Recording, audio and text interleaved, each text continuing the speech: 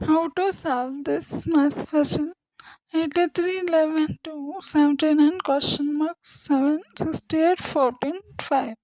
Which number will come in question mark plus?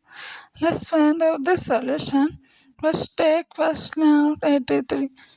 83 equals to, write in 8 plus 3 equals to 11. 11 is the second number of first class. So 11 take 1 plus 1 equals to 2.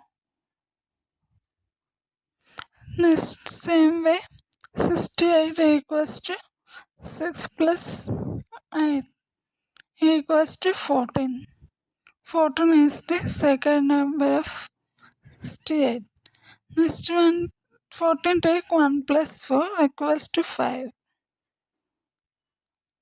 The same rule apply in the middle line. 79 equals to 7 plus 9 equals 16.